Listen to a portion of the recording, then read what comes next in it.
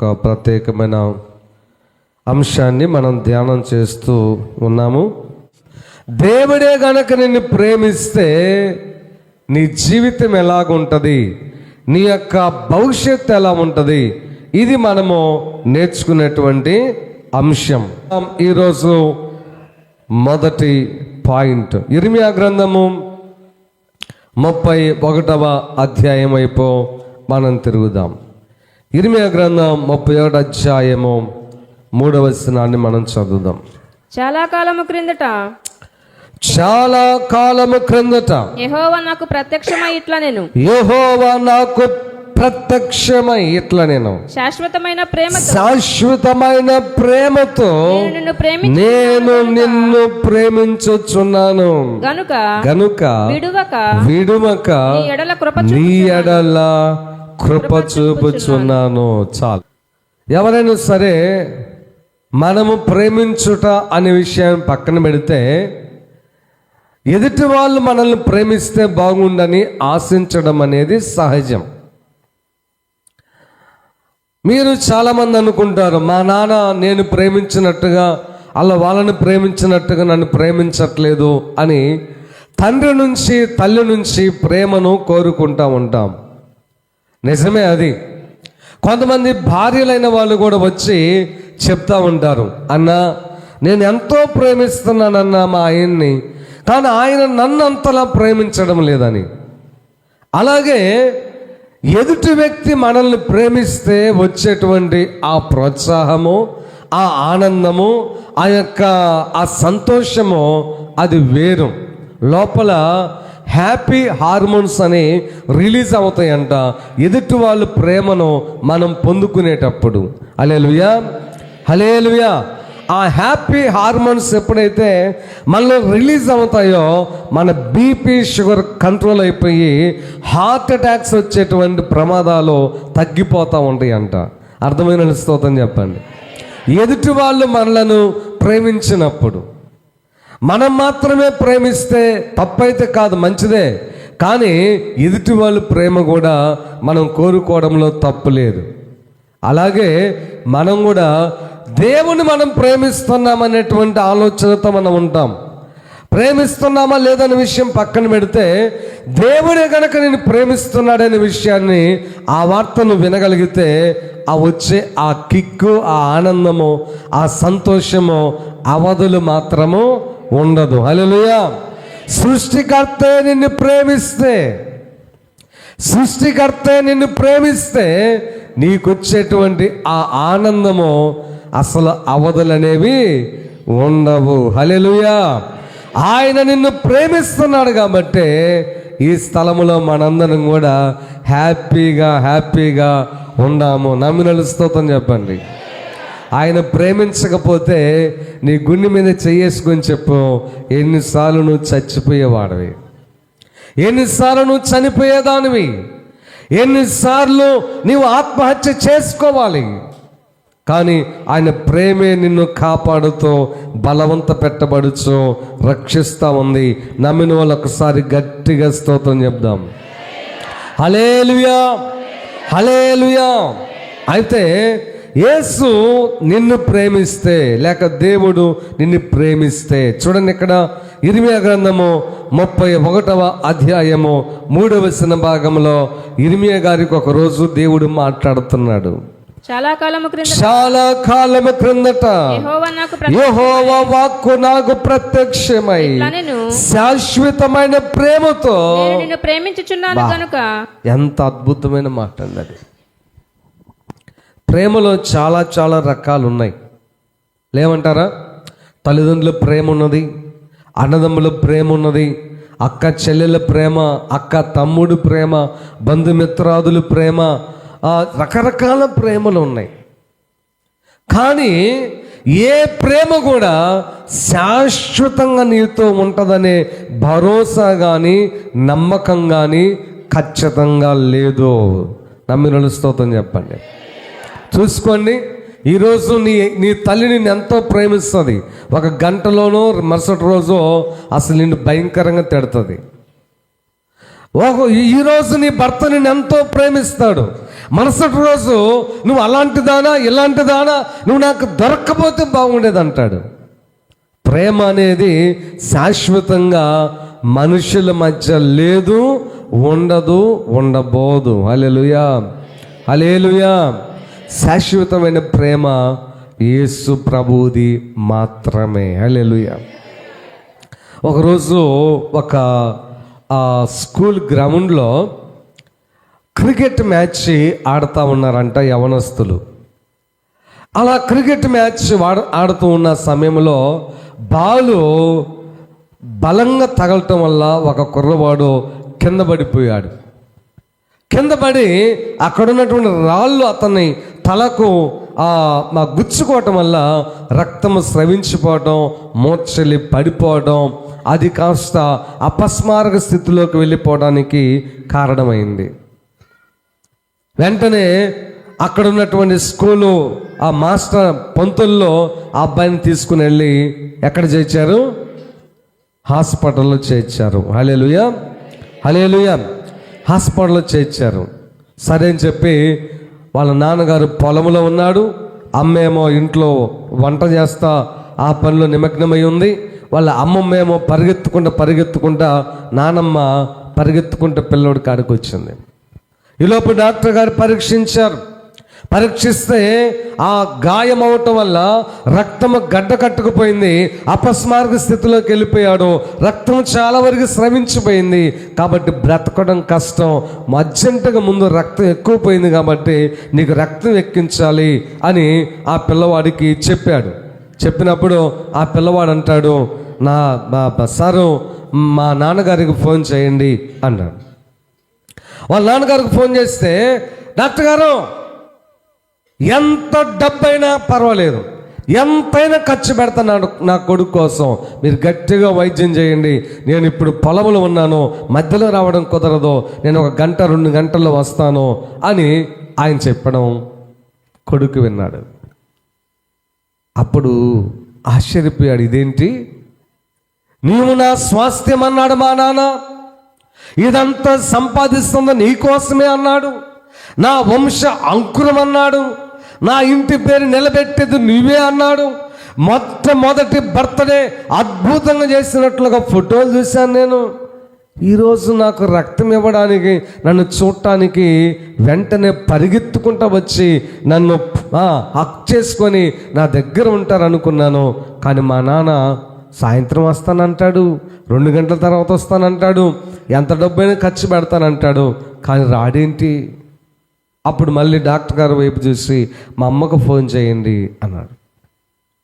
వాళ్ళమ్మకు phone చేస్తే వాళ్ళమ్మ, doctor గారు నేను నా యొక్క బ్యాంక్కి బ్యాలెన్స్ ఉంది, దాచుకున్న డబ్బు అది కూడా ఇస్తాను, ఎంతైనా ఖర్చు పెడదాం నా కొడుకు కోసం, మీరు మంచిగా చూడండి అని చెప్పి నేను కూడా వస్తానని చెప్పి ఆమె వచ్చిందంట. కానీ డాక్టర్ గారు అన్నారు, అమ్మా ముందు రక్తం ఎక్కించాలి, 1 లీటర్ రక్తం ఏమన్నా ముందు ఇవ్వగలవా నీ కొడుక్కి అంటే, నేను రక్తం ఇస్తే పసిపిల్లలకి ఇప్పుడే పాలు ఇస్తున్నానండి, మొన్న ఒక అమ్మాయి పుట్టింది, మరి ఇప్పుడు కుదరదు అలాగ ఇవ్వడం, నేను బలహీనమైపోతాను, మా ఆయనకి అవన్నీ కూడా వంట అదంతా ఇల్లు మొత్తం సర్దుకునేది నేనే, ఈ పని అంతా చేసేది నేనే, ఆ ముసలమ్మను చూసుకునేది కూడా నేనే, కాబట్టి రక్తం ఇవ్వడం కష్టం అందంట. కొడుకు చూశాడు, అరే ఏందబ్బా, 9 మాసాలు మోసినటువంటి తల్లి కూడా నన్ను ఈ రోజున 1 లీటర్ రక్తం ఇవ్వడానికి నిరాకరించింది, డబ్బు ఖర్చు పెడతానంటుంది కానీ రక్తం ఇవ్వలేదే. అబ్బాయి మరేం చేద్దాం సార్, మా నాన్నమ్మకి చెప్పండి. ఆమె కూడా పరిగెత్తుకుంటూ వచ్చిందంట, అయ్యా మా ముసలోడు పెట్టినటువంటి నాంతాడు ఉందయ్యా, మా ముసలోడు పెట్టినటువంటి ఎంత పెద్ద పెద్ద బిళ్ళలతో ఉండే అంతకుముందు ఏమంటారు వాటిని అమ్మా, కాసులా, ఆ మొత్తం పెడతానయ్య అంటే, ముసలమ్మ నీ కాసులు వద్దు, నీ బంగారం వద్దు, 1 లీటర్ రక్తం కావాలి. అయ్యో నేను మా మనవడి పెళ్ళి, మా కూతురు పిల్లల పెళ్ళి చూసుకోవాలనుకున్నాను, రక్తం ఇస్తే మరి నేను తొందరగా పోతే నా కోరిక నెరవేరేదట్టయ్యా అందంట ఆ నానమ్మ కూడా. సరే ఇంకా సాయంత్రానికి తండ్రి వచ్చాడు, పరిగెత్తుకుంటూ వచ్చాడు, అదరాబదరా వచ్చాడు, డబ్బు కట్టలు తీసుకుని వచ్చాడు. ఏమండి, రక్తం కావాలి సార్, డబ్బు కాదు. ఈ డబ్బుతో రక్తం కొన్నాం. మరి మీరు ఇవ్వండి రక్తం, 1 లీటర్ రక్తం. అన్ని బ్లడ్ గ్రూపులు నీ బిడ్డకు సెట్ అవ్వవు, నీ రక్తం సెట్ అవుతుందేమో చూద్దాం, మీరు ఇవ్వగలరంటే వాళ్ళ తండ్రి అన్నాడు, 30 ఎకరాల పొలం వేసానండి, 5 ఎకరాలు పత్తి, 5 ఎకరాలు అది, 5 ఎకరాలు ఇది, అది ఇది అని మొత్తం చెప్పాడంట. నేను మళ్ళీ రెస్ట్ తీర్చుకోవాలి, కుదరదని. అప్పుడు కొడుకు ఏడుస్తున్నాడంట. అరే రే రే, కన్న తల్లి శాశ్వతమైన ప్రేమ నాకు చూపించలేకపోయింది, కన్న తండ్రి శాశ్వతమైన ప్రేమ నాకు చూపించలేకపోయాడు. శాశ్వతమైన ప్రేమ నాకు ఎక్కడ దొరుకుతుందా అని ఆలోచన చేస్తా ఏడుస్తూ ఉంటే ఎదురుగా ఒక ఫోటో ఉందంట. యేసుప్రభు సిలువలో వేలాడుతూ అక్కడ ఈ మాట రాయబడి ఉందంట, శాశ్వతమైన ప్రేమతో నేను నిన్ను ప్రేమించుచున్నాను. హల్లెలూయా, హల్లెలూయా. ప్రేమ అనేది డబ్బును బట్టి, ప్రేమ అనేది స్టేటస్ను బట్టి, ప్రేమ అనేటువంటిది అందాన్ని బట్టి, ప్రేమ అనేటువంటిది పరిస్థితులను బట్టి మారిపోతూ ఉంటుంది ఈ లోకంలో. హల్లెలూయా.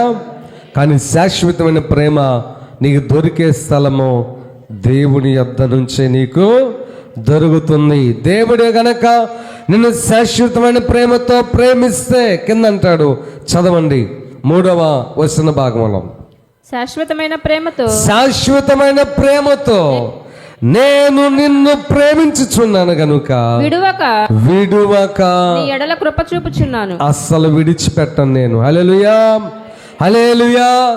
ఎరిగి ఎరిగి నీవు పడిపోయినా, తెలిసి తెలిసి నువ్వు తప్పు చేసినా, లెక్కలేనన్ని మారులు నువ్వు దేవుని దుఃఖపెట్టినా, దేవుడే గనక నిన్ను ప్రేమించగలిగితే విడువక నీ ఎడల ఆయన కృప చూపిస్తాడు. హల్లెలూయా, హల్లెలూయా. విడిచిపెట్టకుండా ప్రభువు కృప చూపిస్తాడండి. ఎలాగున్న కృప చూపిస్తాడు. నీ స్థితి ఎలా ఉన్న ప్రభు కృప నిన్ను విడిచిపెట్టిపోదు. ఈ లోకంలో అలాంటి ప్రేమ కృప ఎక్కడైనా దొరుకుతుందా?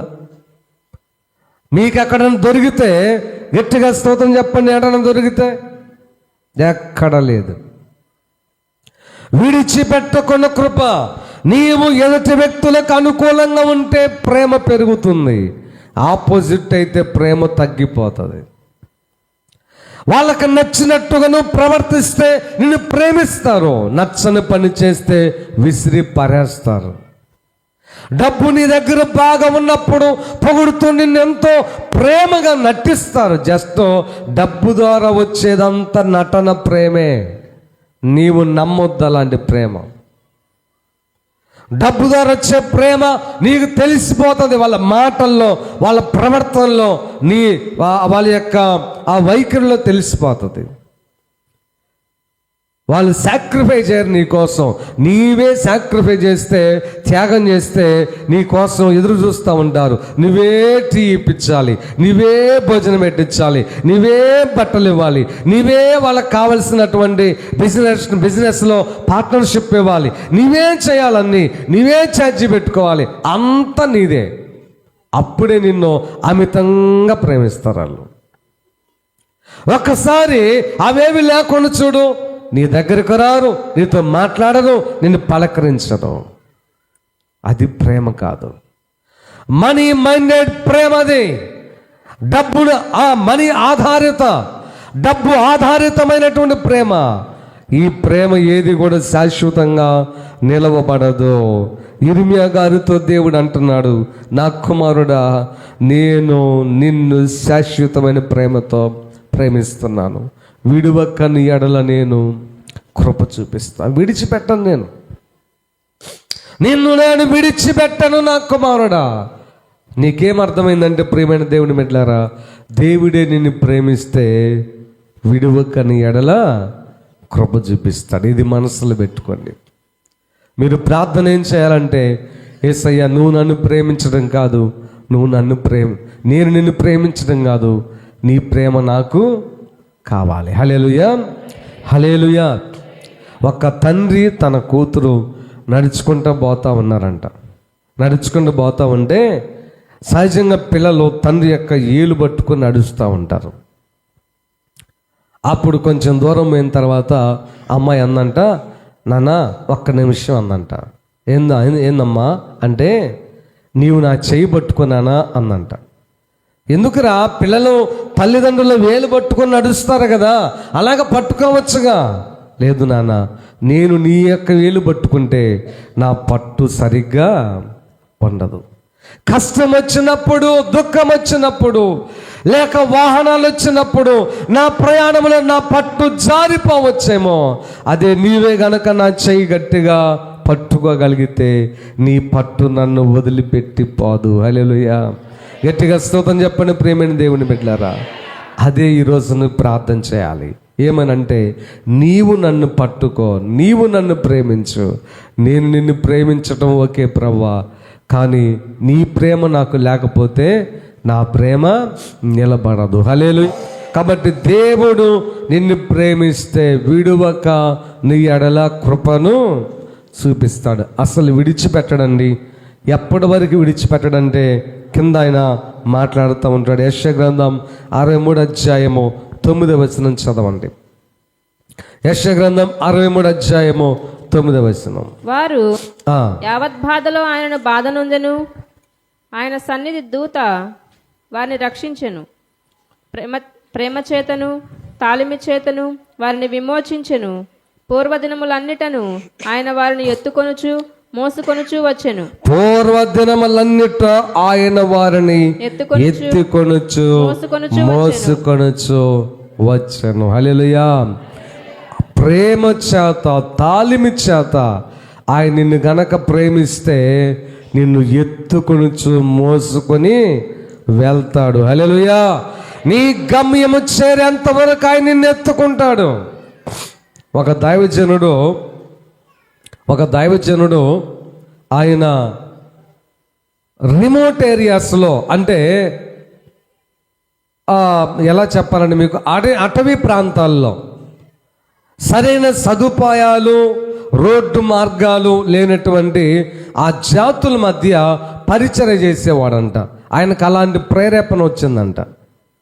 ప్రతిరోజు ఏం చేస్తాడంటే వెళ్తాడు ఆ అడవిలో, ఏ కోయ జాతి ప్రజల మధ్యకి నడుచుకుంటూ వెళ్ళి పోయేటప్పుడు మంచినీళ్ళు, ఆహారం తీసుకుని వెళ్ళి ఆయన తిని వాళ్ళ మధ్య ఆ రాత్రి ఉండి ప్రార్థన పెట్టి వాళ్ళకి ప్రేమను చూపించి, ప్రేమ అంటే ఏమిటో చెప్పి యేసు ప్రభువుని పరిచయం చేసి వస్తూ ఉండేవాడంట. రోజు ఆయనతో ప్రభు మార్గంలో వెలుగు రూపంలో ఆయన మాట్లాడుతూ తనంటే ఏమిటో రుజువుపరుచుకుంటూ ఉండేవాడంట. ఒకరోజు ఇలాగనే వెళ్ళాడు. ఆయన వెళ్తూ ఉంటే చాలా దూరం నడుచుకుంటూ పోయాడు. హల్లెలూయా. స్తోత్రం చెప్పండి అర్థమవుతున్న వాళ్ళు. అలాగా ఉన్న అటవీ ప్రాంతంలో ఒక కొండ జాతి ప్రాంతానికి వెళ్ళి ఆ కొండల మధ్యలో ఒక చిన్న గ్రామం ఉంది. ఆ గ్రామంలో సరిగ్గా వస్త్రాలు లేవు, చిన్న చిన్న గుడిసెలు వేసుకున్నారు. ఆ ప్రాంత ప్రజలను చూసి చాలా జాలి ప్రేమ వచ్చి వాళ్ళకి సువార్త చెప్పి తిరిగి వస్తా ఉన్నాడు. హల్లెలూయా, హల్లెలూయా.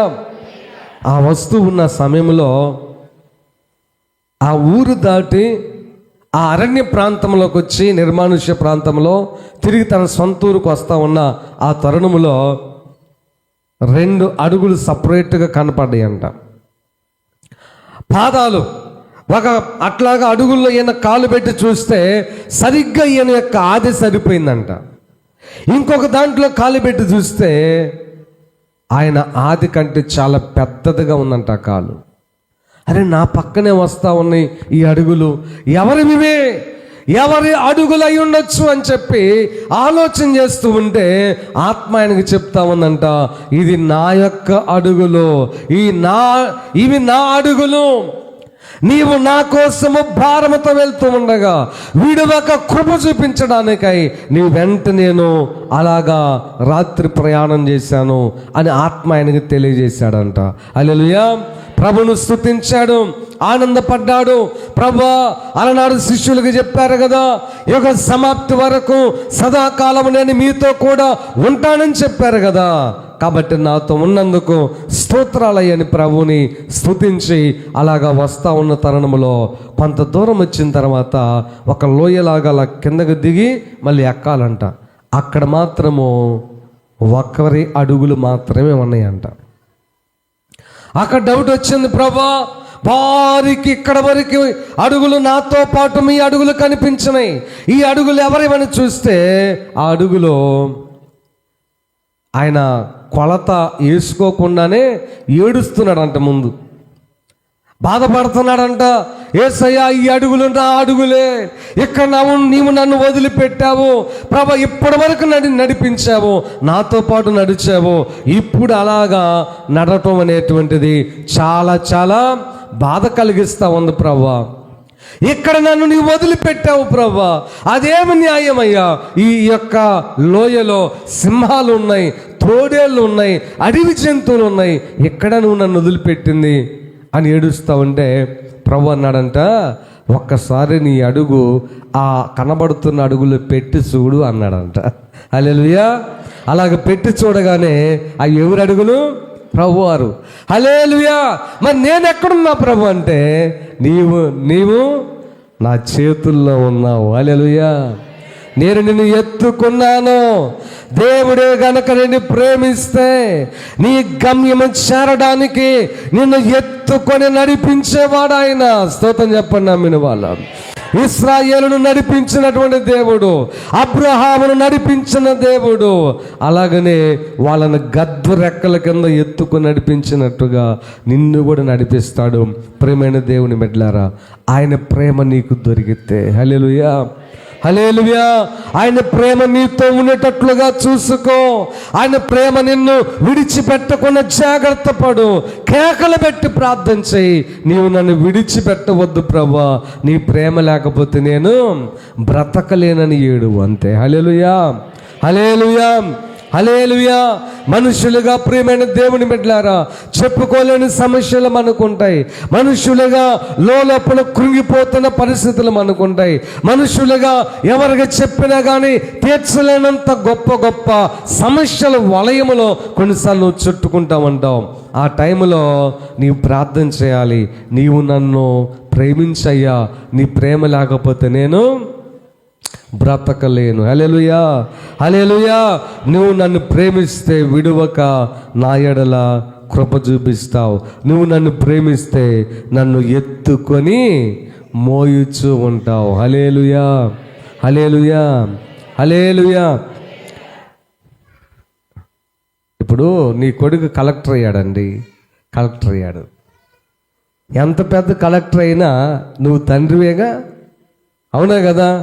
తండ్రివేగా. ఏమంటావు నువ్వు వాళ్ళని? నీ కొడుకుని ఏమంటావు? ఏరా టిఫిన్ చేసావా, టీ తాగావా? ఎంత పెద్ద కొడుక, ఎంత పెద్ద స్థాయిలోకి వెళ్ళినా సరే. అలాగే నీకు 80 సంవత్సరాలు వచ్చినా 100 సంవత్సరాలు వచ్చినా నా యేసయ్యకి నీవు బిడ్డవే. హల్లెలూయా. నువ్వేం పెద్ద దానివేం కాదు, నేను పెద్దవాడినేం కాదు. యేసయ్యకి మనము బిడ్డలమే. స్తోత్రం చెప్పని అర్థమైన వాళ్ళు. అందుకని ఒక సాట అంటాడు, ముదిమి వచ్చు వరకు నిన్ను ఎత్తుకుని వాడను.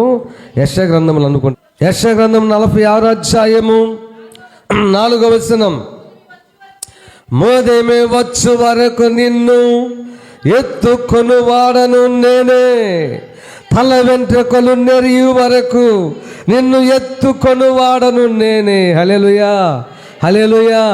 ఎలాంటి దేవుణ్ణి మనం నమ్ముకున్నామండి, ఎలాంటి దేవుని మనం నమ్ముకున్నాం.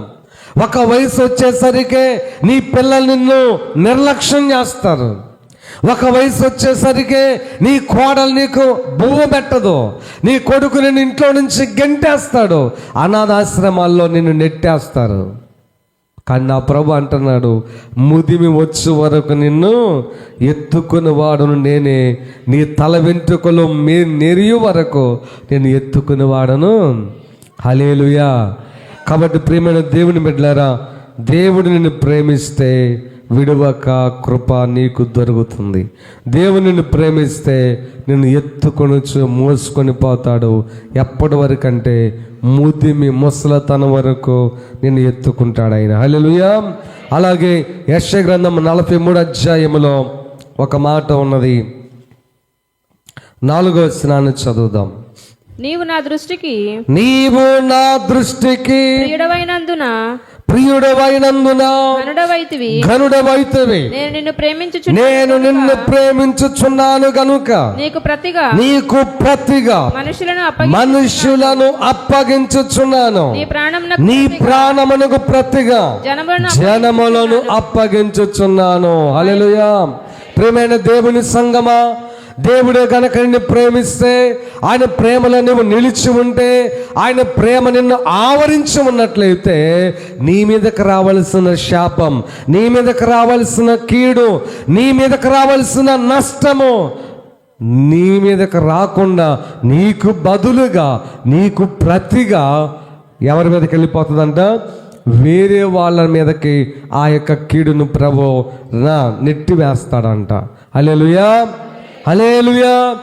ఎంత భరోసా ఉన్నది దేవుని ప్రేమలో, ఎంత భరోసా. మోషేతో అనలేదా ఒక మాట? మోషేతో అన్నాడు ఏమని? అందరు మోషే మీద సనుగుతా ఉన్నారు, అందరు మోషేను తిడతామన్నారు, ఆ మోషేకు రాళ్ళేస్తున్నారు. అసలు ఐగుప్తులోంచి నడిపించింది ఎవరండి? మోషేనే. ఎవరి ప్రార్థన ద్వారా మన్నా తిన్నారు? మోషే ద్వారే.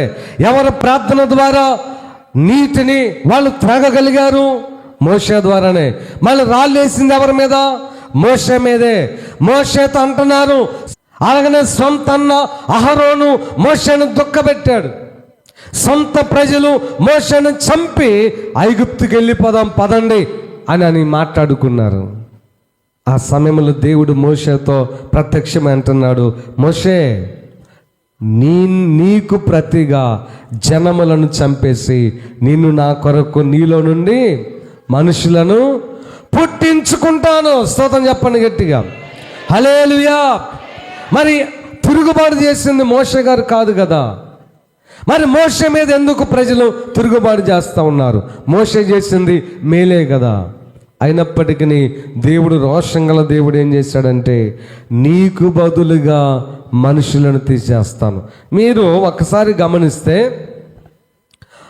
రాజుల గ్రంథము, న్యాయాధిపతుల గ్రంథము తర్వాత ఇవి మీరు చదువుతూ ఉంటే మీరు ఒక విషయాన్ని గుర్తిస్తారు.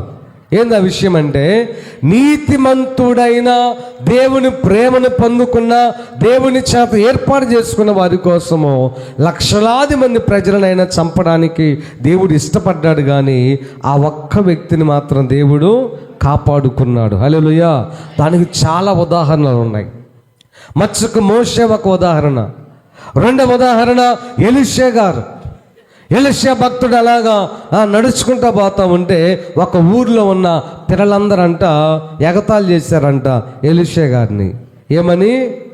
బోడివాడా, బోడిగుండోడా. ఏంటి ఆ బోడిగుండోళ్ళు ఇంకెవరు లేరా ఆ ఊర్లో? అమ్మా, తల నెరిసిన వాళ్ళు, బోర్డైనటువంటి వాళ్ళు, గుండు చేయించుకోకపోయినా ఎంట్రుకలు రాలిపోయినటువంటి బోర్ హెడ్ పీపుల్స్ ఎవరు లేరా? ఉన్నారు. కానీ దేవుని సేవకుని వాళ్ళు ఏం చేస్తున్నారంటే ఎగతాళి చేశారు. దేవుడు దాన్ని ఓర్చుకోలేకపోయాడు. ఎలీషా ఏం మాట్లాడలేదు, మౌనంగా ఉన్నాడు. దేవుడు ఓర్చుకోలేక ఆ అడవిలో నుంచి ఎలుగుబంట్లు పంపించేసి ఆ ఊర్లో ఉన్నటువంటి ఎగతాళి చేసిన ప్రతి ఒక్కరిని కొరికి చంపేటట్లు చేశాడు దేవుడు. హల్లెలూయా. అప్పుడు ఆ 2 ఆడ ఎలుగుబంట్లు అడవిలో నుంచి వచ్చి వారిలో 42 బాలులను. ఎంతమంది అమ్మా?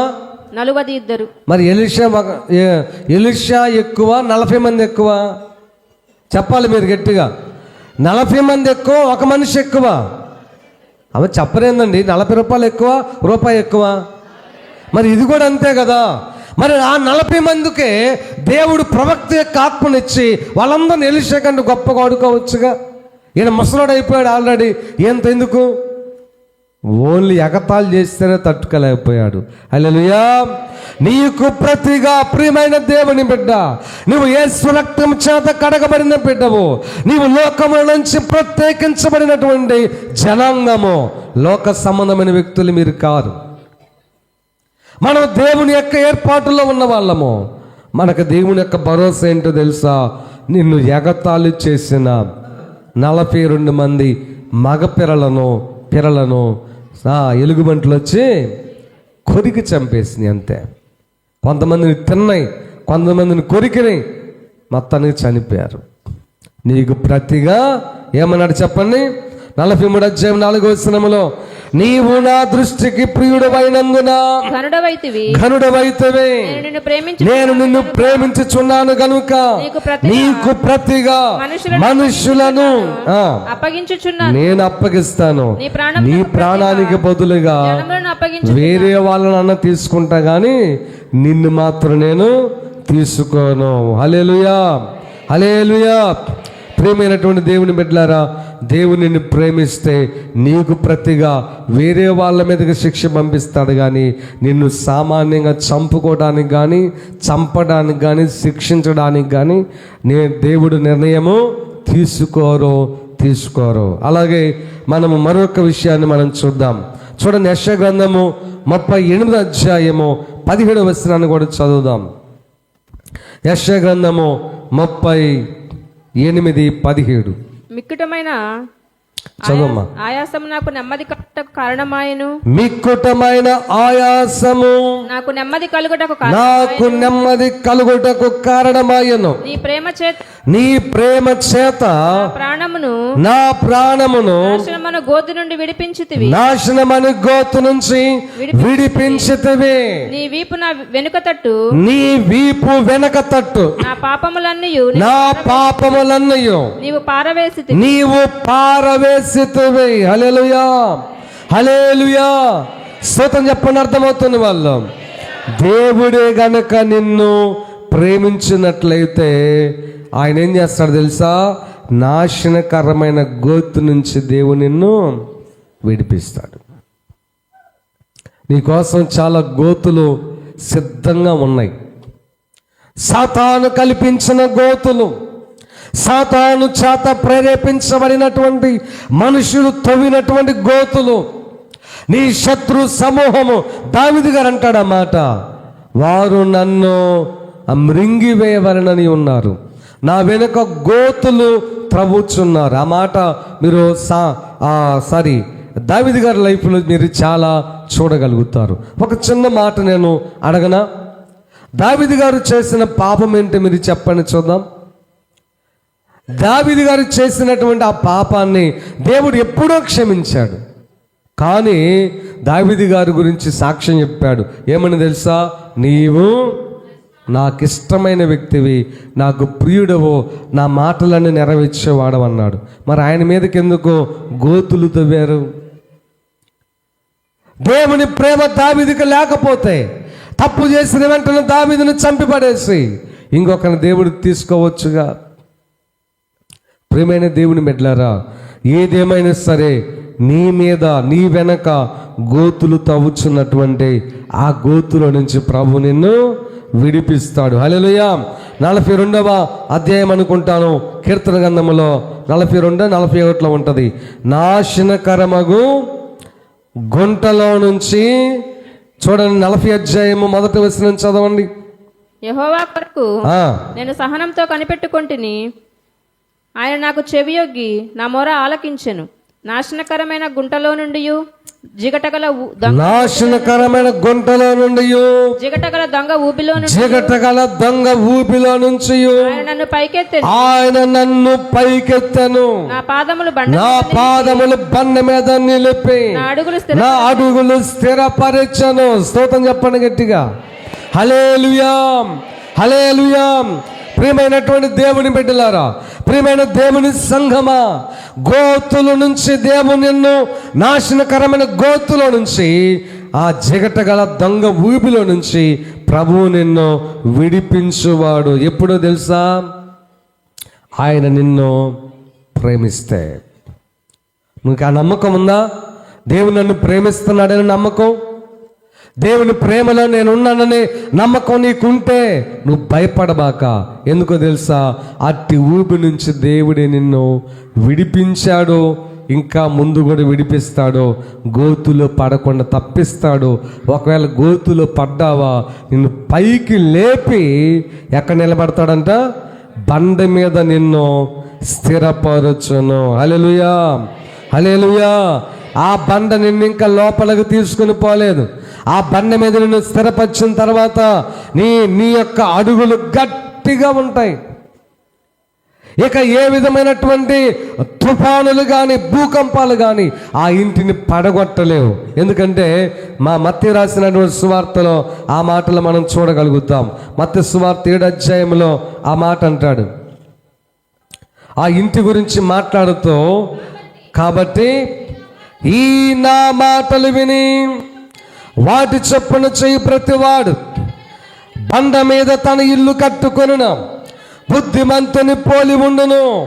వాన వచ్చింది, గాలి విసిరింది, ఆ ఇంటి మీద కొట్టింది, కానీ ఆ ఇంటి పునాది ఎక్కడ వేయబడింది? బండ మీద వేయబడిను గనుక నీ అడుగులు బండ మీద ఉంటే, నీ ఇల్లు బండ మీద కట్టబడితే గాలి నిన్నేం చేయలేదు, తుఫాను నిన్ను ఏమి చేయలేదు. హల్లెలూయా. కాబట్టి దేవుడు నిన్ను ప్రేమించగలిగితే చెప్పాలి, మొదటిగా విడువక కృప నీకు దొరుకుతుంది. రెండవది ముదిమి వచ్చేంత వరకు నిన్ను ఎత్తుకొని మోసుకొని గమ్యము చేరుస్తాడు. దేవుని ప్రేమ నీకు దొరికితే నీకు ప్రతిగా నీ పక్షాన దేవుడు ఉండి నీకు ప్రతిగా నీ యొక్క విరోధులైన నీకు ప్రతిగా ఉన్నటువంటి ఎవరినైనా ఆయన తీసివేస్తాడు తప్ప నీ మీద ఉన్న శాపాన్ని, నీ మీద ఉన్న కీడుని ఆయన జనం మీదకి తీసుకొని వెళ్తాడు, కానీ నిన్ను మాత్రం ఆయన క్షేమంగా కాపాడుతారు. దేవుడు నిన్ను ప్రేమిస్తే గోతు నుంచి నిన్ను ఆయన విడిపిస్తాడు. ఒక్క మాట చెప్పి ముందుకు వెళ్తాను. రకరకాల గోతులు, పాపం అనే గోతి కూడా ఉంటుంది. కొన్ని గోతుల్లో మనం ఇరుక్కొని ఎంత ప్రయత్నం చేసినా రాలేం. అమ్మా, కొన్ని గోతులు ఎంత ప్రయత్నం చేస్తాం, ప్రార్థన చేసుకుంటా ఉంటామో నీ ప్రయత్నం చేస్తావు, కానీ నువ్వు బయటకు రాలేవు. కానీ యేసు రక్తము నిన్ను విడిపించగలదు. హల్లెలూయా, హల్లెలూయా. ఖచ్చితంగా ఒక రోజున ఆ గోతులో నుంచి నీవు విడిపించబడతావు. విడుదలేస్తాడు యేసయ్య, స్వేచ్ఛనిస్తాడు, పరిమళ సువాసనగా నీవు ప్రభు ఎదుట నిలబడతావు. నీ అడుగులు బండ మీద స్థిరపరచబడతాయి. కాబట్టి ప్రియమైన దేవుని బిడ్డలారా, దేవునిని ప్రేమిస్తే గోతు నుంచి ప్రభు నిన్ను విడిపిస్తాడు. అలాగే దేవుడు నిన్ను ప్రేమిస్తే ద్వితీయోపదేశకాండము 7వ అధ్యాయం వైపు తిరుగుదాం. అందరూ తీయండి. ద్వితీయోపదేశకాండం 7వ అధ్యాయము 13వ వచనాన్ని మనం చదువుదాం. ఆయన నిన్ను ప్రేమించి ఆశీర్వదించి అభివృద్ధి చేసి నీకిచ్చదనని నీ పితరులతో ప్రమాణము చేసిన దేశములో నీ గర్భఫలము నీ భూఫలమైన నీ సస్యమును నీ ద్రాక్షరసమును నీ నూనెను నీ పశువుల మందలను నీ గొర్రెల మందలను మేకల మందలను దీవించును. హల్లెలూయా. దేవుడు నిన్ను ప్రేమిస్తే నిన్ను దీవిస్తాడు ఆయన. స్తోత్రం చెప్పండి అర్థమైన వాళ్ళు. అమ్మా, దీవెన అనేటువంటిది ఎలా ఉంటుందంటే శాశ్వత కాలం. అంటే నీవు నీ పిల్లలు తరతరాలు అలాంటి కృపలోనే నిలిచి ఉండి అలాంటి ఆశీర్వాదాన్ని అనుభవిస్తూ యాకోబు వలె ఎన్నడూ కూడా ఆయనలో నుంచి దీవెనను కొట్టివేయలేనట్టుగా సెక్యూరిటీ ఇచ్చేసి నీ యొక్క సంపదకు, నీ యొక్క ఉద్యోగానికి, నీ యొక్క వ్యాపారానికి, నీ బిడ్డలకు ఆ సెక్యూరిటీ ఇచ్చేసి నిన్ను ప్రభువారు దీవెన అనేటువంటి ఒక బలమైనటువంటి ఒక పర్వతం మీద స్థిరపరుస్తాడు ఆయన. హల్లెలూయా, హల్లెలూయా. అంటే ఇంకొక రీతిగా మీకు చెప్పాలంటే లోపల భూగర్భములో ఒక మంచి నది పారుతా ఉందనుకోండి, నువ్వు బోరు వేసినప్పుడు ఆ బోరు వెళ్ళి నేరుగా ఎన్నడూ ఆరిపోయినటువంటి జలాల్లో పడితే ఎలాగైతే నీకు నీరు ఆగిపోకుండా వస్తుందో, దీవెన కూడా అలాంటిదే. అర్థమైందా? దీవెన కూడా అలాంటిదే. ఒక్కసారి దేవుని దీవెన నీ మీదకి వస్తే ఎలా ఉంటుందో తెలుసా? అక్కడ రాయబడతా ఉంది, ఆయన నిన్ను ప్రేమించి ఆశీర్వదించి అభివృద్ధి చేస్తాడు. హల్లెలూయా, హల్లెలూయా. స్తోత్రం చెప్పండి గట్టిగా. అభివృద్ధి అంటే నీకు ఇష్టం లేదా? నేను ఖచ్చితంగా అభివృద్ధి పరుస్తాడు. ఏమండి, దేవుని ఆశీర్వాదం లేకపోతే ఈ మందిరము, దేవుని దీవెన లేకపోతే ఈ మందిరం మనము నిర్మించుకునే వాళ్ళమా? లేదు. ఒక్కడిగే బయలుదేరాడు మా నాన్న. తర్వాత నేను కూడా ఒక్కడగా దేవుని యొక్క నామమున బయటకు వచ్చాను. నాన్న ఇక్కడ ఒక చిన్న మందిరాన్ని కట్టుకొని మీ అందరికి సేవ చేస్తే దేవుని యొక్క దీవెన ఆయన తర్వాత నా మీదకి వచ్చి ఆ యొక్క దీవెన దాదాపుగా 20 గ్రామాల వరకు విస్తరించిందండి. హల్లెలూయా. 20 గ్రామాలు. కొన్ని స్థలాల్లో మనం మందిరాలు కట్టలేదు, మరి కొన్ని స్థలాల్లో మందిరాలు కట్టాము, ఇంకా ఎన్నో మందిరాలు నిర్మిస్తాం. హల్లెలూయా. నిన్న నేను వరంగల్ వెళ్ళినప్పుడు అక్కడ ఒక విషయాన్ని నేర్చుకొని వచ్చాను, బలపరచబడ్డాను ఒక విషయంలో. ఏంది ఆ విషయం అంటే, మందిరాలు నిర్మించే విషయంలో. నేను చూస్తున్న చాలాసార్లు మాకెదురైన సమస్యలను బట్టి ఇక వద్దు అని అనిపించింది, లేదా 10 మందిరాల వరకు కట్టి ఆగిపోదాం అలా కూడా అనిపించింది. ఇంకొకటి ఏందో, అసలు వద్దులే, ఇంతవరకు చాలు. మనుషుల మైండ్ ఎలా ఉంటుందంటే, మీరు కూడా ఆలోచన చేయండి, నీ దగ్గర ఎంతైనా ఉండని నువ్వు చినిపోయిన సొక్కా, చినిపోయిన ప్యాంట్ వేసుకొని తల చింపిరిగా ఉండి ఎట్టుండి నువ్వు బ్యాంక్ బ్యాలెన్స్లు ఉంచుకున్న బంగారం కొని లోపల పెట్టుకుని నేను ఎవడేం పట్టించుకోడు. అలా కాకుండా నేను మాత్రమే కాదు, నా వలె అనేక మంది బాగుండాలి, ఆకలి తీర్చాలి, వాళ్ళు కూడా మాలాగా బాగుండాలని చెప్పి మీలోనే కొంతమందిని పైకి తీసి మిమ్మల్ని చేస్తా ఉన్నారు అనుకోండి, ఎంత వస్తే ఎంత చేస్తున్నాడో అనుకుంటారు. మనుషుల సైకాలజీ అంతే. నువ్వు ఎవరికైనా పెట్టి చూడు, ఒక సొక్క ఎవరికైనా నువ్వు ఇచ్చాడులే, ఎంత వస్తే ఎంత ఇచ్చాడో తీసుకున్న మనిషి కూడా అంటారు, అరే ఆయనకున్నదేదో ఒక సొక్క ఇచ్చాడు, ఒక శారీ పెట్టాడు, ఒక ముద్ద పెట్టారు అని స్తుతించి థ్యాంక్స్ చెప్పి కాముగా ఉండరు. ఇచ్చాడంటే అందాక ఎందుకండి అంత కూరయి, నువ్వు ఎవరికన్నా అంత కూరయి తినేటప్పుడు భలే ఉంది అంటారు, తిన్న తర్వాత అంటారు మాకే ఎంత వేసారంటే వాళ్ళు ఎంత చేసుకొని ఉంటారు అనరా? మనుషుల సైకాలజీ అది. ఏమండి, ఈ మందిరం నా పేరు ఉందని చూడండి, నా కాడ ఉన్నాయి మొత్తం ప్రతి మందిరం యొక్క డాక్యుమెంట్స్ నా కాడ ఉన్నాయి. నా పేరు ఉందని చూడండి, లేదు. సజ్జాపురం మందిరం వెళ్ళండి, నా పేరు ఉందని చూడండి. కారు మంచి మందిరం ఉంది, నా పేరు ఉందని చూడండి, ఎక్కడ నా పేరు లేదు. నేనున్నా చచ్చిపోయినా దేవుడు నాకు ఇచ్చిన దర్శన ప్రకారంగా అగాపే అనేటువంటి పేరుతోనే ప్రతి మందిరం ఉంటుంది. హల్లెలూయా. రేపు వెస్లీ అయినా అగాపే అనే మందిరాన్ని ఆయన ఇంకెన్నైనా నిర్మించుకొని ఆ పేరునే ఉండాలి. వాడి పేరున వద్దు, నా పేరున వద్దు, అసలు ఈ లోకంలో మాకు ఏది వద్దండి. హల్లెలూయా. ఏది అక్కర్లేదు. మొన్నటిదాకా మా ఇంటి స్థలం అన్నా నాకు ఉండేది, ఇప్పుడు ఆ ఇంటి స్థలం కూడా నా పేరున లేదు. చూసారా, చాలా ఫ్రీడంగా ఉంది, నాకు హ్యాపీగా ఉంది. ఎందుకంటే దేవుడు ఫిలిప్పీ పత్రికలు అంటాడు, మన పౌరస్థితి ఎక్కడుంది, ఎంత ఆనందం అండి అది. అలాగా సిద్ధం చేసి ఎవరో పేదవాళ్ళని సేవకులుగా చేసి వాళ్ళకి 4 ముక్కలు నేర్పించి వాళ్ళకి పెళ్ళిళ్ళు చేసి ఒక కుటుంబాన్ని ఒక మందిని అప్పగించి చేసుకుని బతకండ్రంటే ఎంత తృప్తిని, ప్రశాంతమైన నిద్రని మనస్సులో నెమ్మదిస్తుందో అది అనిపించిన వాళ్ళకి తెలుస్తుంది. హల్లెలూయా. కానీ తర్వాత ఎదురైన సమస్యలను బట్టి అనిపించింది వద్దులే, ఎందుకో అనవసరంగా ఎందుకు అలా చేయడం అనిపించింది. కానీ వరంగల్ వెళ్ళిన తర్వాత ఆయన 200 మందిరాలు కట్టాడని తెలిసేలకే నేను మళ్ళీ ఇన్స్పిరేషన్ అయిపోయాను. హల్లెలూయా. 200 మందిరాలు, పేదవాళ్ళకి ఇల్లు కట్టించాడంట, ఎంతోమంది సేవకుల్ని సిద్ధం చేశాడు.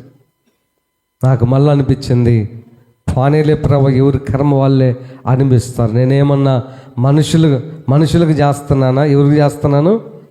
మళ్ళీ ఇన్స్పిరేషన్ వచ్చింది నాకు, మళ్ళీ ఉజ్జీవింపబడ్డాను, మళ్ళీ నేర్చుకున్నాను, మరలా ప్రభు యొక్క సేవ కోసమై మళ్ళీ పరిగెత్తాలనిపించింది. హల్లెలూయా, హల్లెలూయా. స్తోత్రం చెప్పండి ఒకసారి. దేవుని దీవెన. హల్లెలూయా, హల్లెలూయా.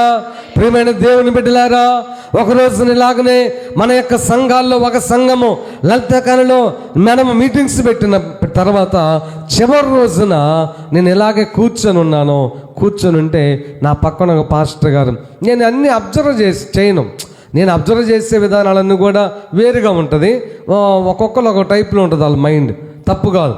కానీ నేను ఏదో ధ్యాసలో ఉన్నా. ఆయన నాతో ఉండి ఇట్లా తట్టి ఏ విజయ్ కుమార్ అన్నాడు. ఏందన్నా అన్న. ఒక్కడివి ఇంతమంది అయ్యావేందయ్యా అన్నాడు. హల్లెలూయా. ఏమన్నాడమ్మా? ఒక్కడవి ఎంతమంది. అప్పుడు ఆటోలు చాలామంది వచ్చారు, మీరు అందరూ. అక్కడ ఆ ఊరు నుంచి ఒక ఆటో, ఈ ఊరు నుంచి ఒక ఆటో, భోజనాలు అయిపోయి ఎటోళ్ళు అటు పోతా ఉంటే ఆ మాట భలే తృప్తినిచ్చింది నాకు. హల్లెలూయా. స్తోత్రం చెప్పండి గట్టిగా. హల్లెలూయా. ప్రియమైన దేవుని బిడ్డలారా, దేవుని దీవెన నిన్ను అభివృద్ధి పరుస్తుంది, విస్తరింపజేస్తుంది. ఆయన ప్రేమలో నువ్వు నిలిచి ఉంటే, ఆయన ప్రేమ నీ మీదే ఉంటే నీవు అభివృద్ధి చెందుతావు. అన్ని విషయాల్లో అభివృద్ధి చెందుతావు. ఇంకా అక్కడ నుంచి నేను ఆ మాట ఎప్పుడు నా మనసులో ధ్వనిస్తుంది. మన కూటాలు జరిగేటప్పుడు కూడా చూడండి, ఏదైనా ఒక సాట నిలబడతా ఉంటాను, లేదా ఒక సాట కూర్చుంటాను, ఏడుస్తూ ఉంటా, ప్రభా ఒక్కడిని ఎంతమంది అయ్యానయ్యా. హల్లెలూయా. భలే ఏడుపు వస్తుంది. నేను ఏడ్చేటప్పుడు డల్లుగా, తర్వాత అసలు బాధగా ఉన్నట్టు అనిపిస్తాను నేను, నా ఫేస్. అప్పుడు దేవుణ్ణి బట్టి స్తుతిస్తున్నానని అర్థం.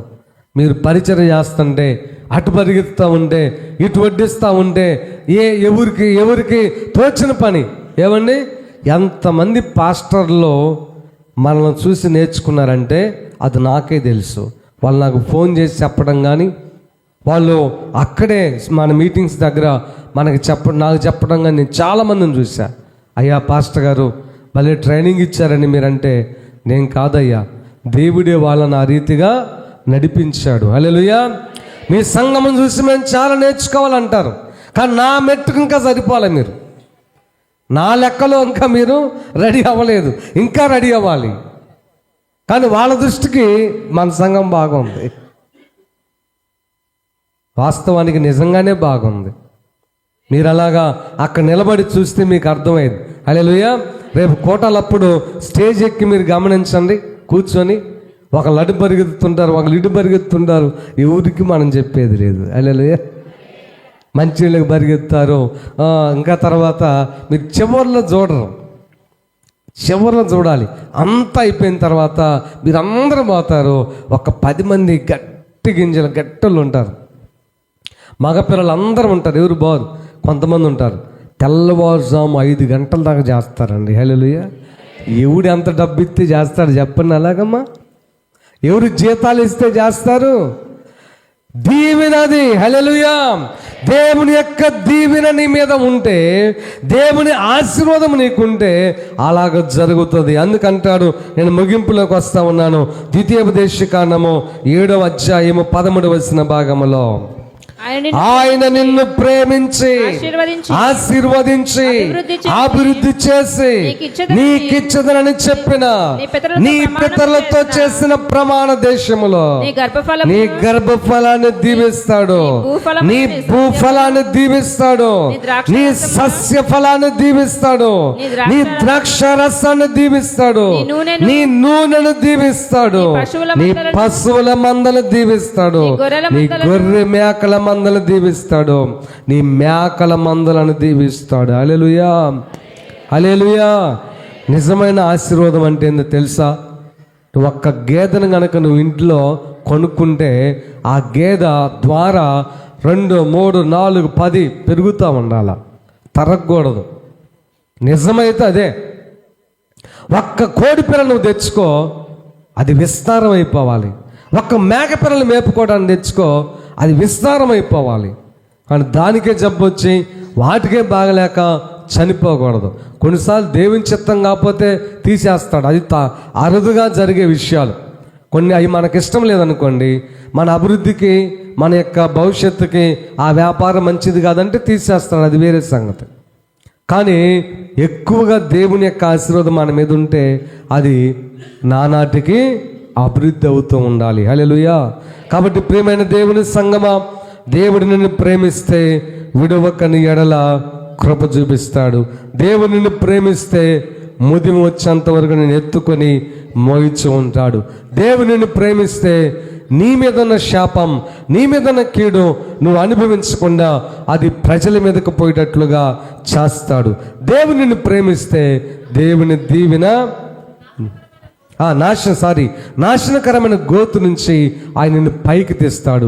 దేవుని నిన్ను ప్రేమిస్తే లాస్ట్ వన్ నిన్ను దీవిస్తాడు. ఆయన ప్రేమ నీకు కావాలంటే ఒక్క నిమిషం ప్రార్థన చేయండి, కళ్ళు మూసుకోండి.